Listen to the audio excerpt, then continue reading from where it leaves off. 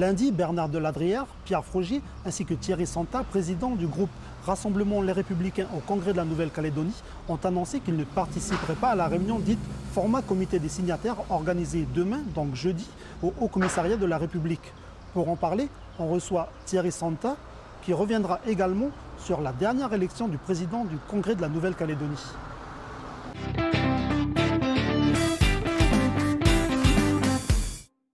Monsieur Santa, bonjour. Bonjour. Merci d'avoir accepté notre invitation. Merci de l'invitation. Monsieur Santa, lundi, vous avez émis un communiqué. Donc il était co-signé par vous-même en tant que président du groupe Les Républicains Rassemblement, président de ce groupe-là au Congrès, ainsi que co-signé aussi par deux signataires des accords. Donc, qui étaient M. Deladrière et M. Frogier. Donc, dans ce communiqué-là, vous vous dites bien que vous n'irez pas à la réunion dite format signataire organisée donc, jeudi au Saria. Pourquoi? Alors, parce que à l'origine, cette réunion en format comité des signataires avait un ordre du jour unique qui était le bilan de l'accord de Nouméa. On a considéré que c'était quelque part une deuxième chance qui était donnée à ceux qui participaient jusqu'à maintenant au groupe du G10, enfin G7 maintenant, qui ont travaillé sur ce sujet du bilan de l'accord de Nouméa et qui ont produit donc un document à l'issue signé donc de tous les participants. Or nous, on a quitté ce groupe justement parce qu'on considère que ce n'est pas le moment aujourd'hui de négocier quoi que ce soit et de signer quoi que ce soit à la veille du référendum au cours duquel les Calédoniens vont devoir s'exprimer sur l'avenir de notre pays. Et donc il n'était pas question pour nous de se retrouver en session de rattrapage, je vais dire ça comme ça, en groupe format comité des signataires, pour valider finalement le travail fait par les membres du G7. Ça, c'était la raison pour laquelle on a décidé de ne pas participer à cette réunion demain. Entre-temps, l'ordre du jour a été élargi. On se demande même si ce n'est pas lié à la démarche qui est la nôtre, finalement, de ne pas y participer. Ça a été élargi à d'autres sujets, mais on considère que même ces autres sujets n'ont pas leur place dans la discussion aujourd'hui. Je parle du corps électoral pour le référendum à venir, qui est défini, selon nous, maintenant, à la suite de plusieurs dizaines de réunions sur le sujet, plusieurs comités des signataires sur le sujet. Nous, on considère que ce sujet est clos, que le corps électoral, les procédures d'inscription des personnes sont arrivées à terme. Donc il n'est pas nécessaire de revenir à nouveau sur ce sujet tel qu'il est prévu dans l'ordre du jour maintenant de ce groupe. Et puis il y a la communication que l'État doit mener en amont du référendum. Là aussi, ça fait un moment qu'on le demande, nous. Vous pointez vraiment du doigt la responsabilité de l'État quand vous dites dans votre communiqué que l'État entretient vraiment cette ambiguïté un petit peu que vous soulignez. Effectivement, donc c'est la deuxième raison pour laquelle on ne participera pas à ce groupe, à cette réunion demain. C'est qu'effectivement, on considère que l'État, finalement, joue le jeu de ses participants du G10, ce qui n'est pas étonnant, puisque c'est bien le Premier ministre qui est à l'origine de la création de ce groupe, en maintenant cette forme d'ambiguïté en amont du référendum que les Calédoniens ont devant eux. Puisque le fait d'avoir ce groupe de réflexion et ces sujets qui sont mis sur la table, que ce soit la charte des valeurs, que ce soit le bilan de l'accord de Nouméa, c'est déjà quelque part prendre des engagements préalables à l'expression populaire calédonienne. Nous, pendant des années, et on le met dans notre courrier, pendant des années, on a essayé de faire en sorte de créer des chemins de dialogue, en faisant des gestes forts quand même, pour inciter tout le monde à se retrouver autour de la table et de discuter sur l'avenir de notre pays. Et justement, en parlant de la charte des valeurs, mais avec l'objectif, c'est là la différence entre ce qui se passe aujourd'hui et ce qu'on aurait voulu nous faire il y a maintenant plusieurs années, parce que nous, les choses étaient clairement dites. L'objectif, c'était bien de discuter d'un nouvel accord qui maintienne la Calédonie dans la France et dans la paix. Or, aujourd'hui, on est face à un référendum binaire. Nous, notre objectif, c'était qu'il n'y ait pas de ce référendum binaire, qu'il y ait un référendum sur un nouvel accord, comme ça a été le cas en 88 et 98. Là, on se retrouve face à un référendum binaire, donc deux options, y compris l'indépendance, ce que je respecte, en l'occurrence. Mais du coup, se retrouver à négocier, à discuter maintenant en amont du référendum binaire, ben pour nous, ce n'est pas la meilleure façon de faire, parce que ça crée une ambiguïté dans l'esprit de la population. Ça fait croire à la population que finalement, quelle que soit l'une ou l'autre solution, rien ne changera le lendemain. Or, c'est faux. Si d'aventure, ce que je ne souhaite pas, la population décide de soutenir la revendication d'indépendance, ça ne sera pas du tout la même vie en Calédonie que ce que l'on vit aujourd'hui. Ça, il faut que les gens en soient bien conscients. Et pour ça, il faut que les choses soient claires. Aujourd'hui, on est dans la phase où il faut que chaque groupe politique soit le plus clair possible dans son discours. Et que les Calédoniens, face à ces différents discours, fassent un choix. Et quand ils auront fait leur choix, à ce moment-là, on se retrouvera autour de la table et on sera les premiers à y aller autour de cette table, comme on l'a fait en 88 et en 98. Je rappelle que c'est le Rassemblement qui a signé les accords précédents. On se retrouvera autour de la table, mais en ayant les idées claires, le cadre défini par la population calédonienne. Sur la base de ce cadre-là, eh bien, discuter de l'avenir de notre pays. Et est-ce que vous pensez qu'à 2 mois du référendum, c'est vraiment opportun de sortir de ces groupes de travaux, ces groupes de discussion? Parce que, comme vous le dites, si la question qui importe pour les personnes que vous représentez, c'est vraiment le non à l'indépendance, dans ces groupes de discussion, on parle bien quand même, on discute bien du futur statut un petit peu du pays, quelle que soit la réponse, oui ou non. Vous ne pensez pas que c'est important d'être là pour discuter du statut du pays? C'est ça la difficulté, justement, c'est que dans ces groupes de discussion, on parle du futur statut du pays en disant quasiment aux Calédoniens, quoi qu'il arrive, quelle que soit votre réponse au référendum, voilà le type de statut que vous aurez le lendemain du référendum. Or, je le redis, c'est faux. Qu'on dise ça dans une logique d'une Calédonie qui reste française, oui. Ce qu'on va décider aujourd'hui, ce qu'on aurait pu décider aujourd'hui si nous avions pu aller vers un nouvel accord, oui, ce qu'on aurait pu décider aujourd'hui, ce serait mis en place le lendemain du référendum. Aujourd'hui, dire aux Calédoniens, voilà le type de statut que vous aurez si d'aventure la majorité vote pour l'indépendance, je le redis, je l'affirme, c'est un mensonge. Parce que si d'aventure la majorité des Calédoniens veulent l'indépendance, eh bien, il y aura une assemblée constituante qui sera mise en place, c'est le principe même d'un pays indépendant, qui décidera de son organisation institutionnelle, qui décidera même éventuellement de ses valeurs intégrées à sa constitution. C'est tout ça qui va se faire, mais le lendemain, quand les Calédoniens décideront.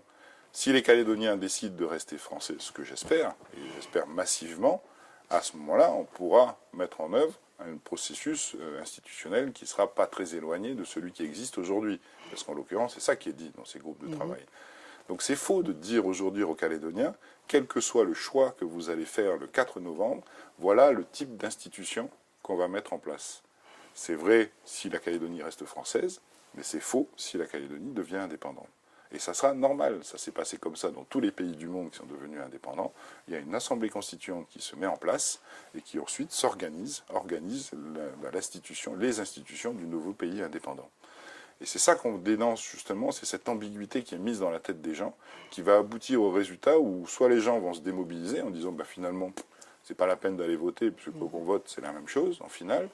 Soit les gens, même au pire, peuvent se dire tiens, finalement, peut-être que l'indépendance, c'est intéressant, puisque de toute façon, pas grand-chose va changer, mais on sera indépendant, on décidera de tout. C'est dangereux. C'est dangereux pour le choix final des Calédoniens. Ça biaise leur vision de ce qui risque de se passer le lendemain. C'est ça qui nous inquiète. C'est contre ça qu'on se bat. Et c'est pour la raison pour laquelle on a décidé de quitter tous ces groupes. Mais est-ce que c'est la meilleure solution, selon vous, pour essayer d'être le plus clair possible de discussion? Parce que là, vous critiquez, mais vous êtes à l'extérieur. Demain, on risque de le reprocher. Pas, je fais simplement un constat que ça crée cette ambiguïté. Et moi, je pense qu'on est dans le temps où il faut être le plus clair possible. Moi, je ne suis pas contre les indépendantistes. Je suis contre l'indépendance, ça c'est clair. Mais chacun a le droit de ses opinions et je respecte les opinions de tous. Ce que je veux simplement, c'est que les Calédoniens aient les idées claires. Quand ils vont se retrouver le 4 novembre à mettre un bulletin dans l'urne, qu'ils sachent exactement quelles vont être les conséquences de leur choix. Or, ce genre de réunion persiste à maintenir une ambiguïté et donc à être flou finalement dans ce qui va se passer le lendemain. Nous, ce qu'on veut, c'est qu'encore une fois, que les Calédoniens sachent ce qui risque de se passer en fonction du choix qu'ils vont faire. S'ils votent non à l'indépendance, comme nous le souhaitons, on va avoir un système institutionnel, une organisation, une qualité de vie à peu près comme la même aujourd'hui. Demain, s'ils votent pour l'indépendance, ça ne sera pas le même système institutionnel et ça sera, à notre avis, pas la même qualité de vie puisqu'il y aura un impact économique extrêmement lourd pour les Calédoniens. Voilà ce qu'on dit et voilà ce qu'on veut que les Calédoniens aient en tête. Après, ils font leur choix. Si malgré tout, ils décident de devenir indépendants, ben, ça sera le choix de la majorité des Calédoniens et nous le respecterons démocratiquement. Mais qu'on ne les mette pas, qu'on leur mette pas dans la tête que finalement rien ne changera, quel que soit le choix. C'est pas vrai. Alors, M. Santa, ne craignez-vous pas que vos positions actuelles, ne vous isolent plus que ce n'est déjà le cas? On a vu que lors des dernières élections au Congrès, vous aviez été, vous vous êtes représenté pour une autre mandature, et là vous avez été devancé et puis Vous avez fait battu une belle par transition. Là. Alors je ne crains pas qu'on s'isole parce que, encore une fois, j'ai la faiblesse de penser que le rassemblement a une histoire dans ce pays et que les gens s'en souviennent et que c'est bien grâce au rassemblement qu'on vit en paix depuis 30 ans avec les 2 accords qu'on a signés à l'époque. Et donc je pense pouvoir croire que le lendemain du référendum, si le choix va dans le sens que j'espère, le rassemblement sera autour de la table pour discuter là du fond, de la vraie question de fond qu'on doit se poser depuis maintenant 30 ans. C'est comment on fait pour vivre ensemble les uns avec les autres et pas les uns à côté des autres pour la suite, quoi, à l'avenir. Comment créer ce fameux destin commun auquel nous sommes, nous, rassemblement, très attachés. C'est ça la vraie question de fond. Donc je ne crains pas qu'on s'isole par cette attitude-là. Je dis simplement qu'il faut que les choses soient claires. Chaque chose en son temps. Aujourd'hui, c'est le temps du positionnement. Demain sera le temps de la discussion et de la négociation. Et par rapport à l'élection du Congrès... Vous parlez tout à l'heure de situation et de prise de position ambiguë. Là, ce qui s'est passé dernièrement au Congrès, c'était, je me mets à la place des Calédoniens, c'était vraiment très ambigu, confus. On a vu l'élection de M. Yanou, qui a été désavoué par son parti, le mouvement populaire calédonien, et ne représentait aucun parti au Congrès, et pourtant il a été réélu. C'est la première fois. C'est la première fois qu'un réélu, puisqu'il avait été élu une première fois, vous l'avez raison, en 2014, mais c'est la première fois qu'on a un membre de l'Assemblée non inscrit, comme on dit, c'est-à-dire qui n'appartient à aucun groupe au sein de l'Assemblée, qui est élu président de l'institution. Mais tout arrive en politique, vous savez. Moi, je ne pense pas qu'il y ait d'ambiguïté dans ce qui s'est passé au moment du renouvellement du Congrès. Il y a une volonté forte de Calédonie Ensemble de m'écarter suite justement aux positions que j'ai prises en quittant le G10 et en ne participant plus à ces discussions. Ils ont atteint leur objectif. Ils ont la chance, entre guillemets, d'avoir Gaël Yanou qui s'est positionné parce que je pense que ça faisait un moment qu'il espérait redevenir président du Congrès. Et Calédonie Ensemble a soutenu sa candidature depuis le début et jusqu'au bout. J'espérais qu'il y aurait eu une prise de conscience au 3e tour, au dernier tour, qu'on ne prenne pas le risque d'avoir plusieurs candidats non indépendantistes face à un candidat indépendantiste. Il est allé jusqu'au bout, Gaël Yanou, donc j'ai pris la décision de me retirer pour éviter l'élection d'un candidat qui soutienne l'indépendance. Pas contre un indépendantiste ou contre un Kanak, comme l'a dit Roch Wamitan, et je suis désolé qu'il dise ça me concernant, parce qu'il me connaît très bien, Roch, et il sait très bien que je n'ai pas du tout cette vision des choses. Je ne suis pas opposé au Kanak ou à qui que ce soit, je suis opposé à l'indépendance, ça c'est clair. Et encore une fois, je considère que la période d'aujourd'hui, c'est une période de positionnement, où il faut être clair face aux Calédoniens. Donc ce n'était pas le moment de faire élire un candidat qui soutienne l'indépendance de la Nouvelle-Calédonie à la tête de notre institution.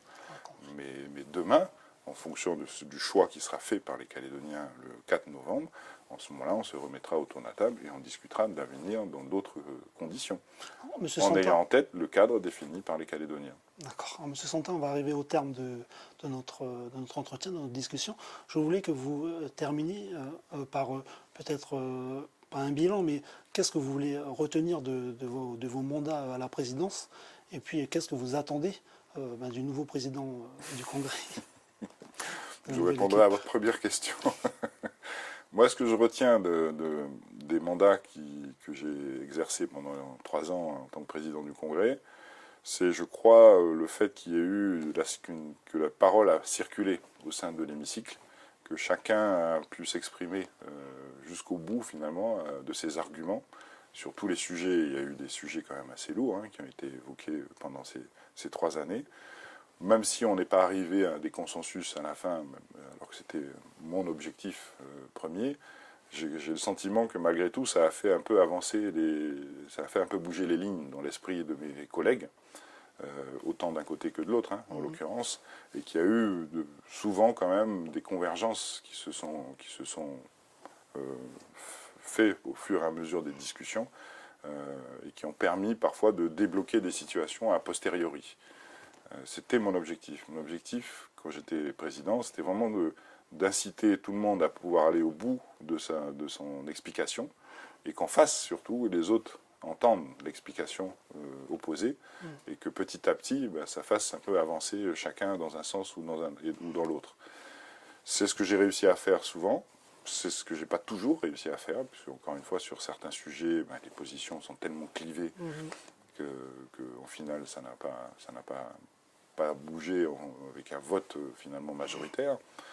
Mais vous voyez, je vais vous prendre un exemple concret. Deux exemples. Le premier exemple, c'est la loi du pays sur l'emploi local dans le secteur public. Au début de la séance, alors déjà en commission, il y a eu 15 heures, je crois, de discussion en commission, et la séance a duré une douzaine d'heures, avec deux positions vraiment très éloignées, indépendantistes, non indépendantistes. Indépendantiste, c'est l'emploi local, c'est-à-dire 10 ans de résidence minimum, sinon citoyenneté. Et puis, non indépendantiste, des durées de résidence en fonction de la tension sur le marché du travail concerné. Des emplois très qualifiés, par exemple, on n'a pas forcément localement les compétences, donc on fait venir des compétences extérieures.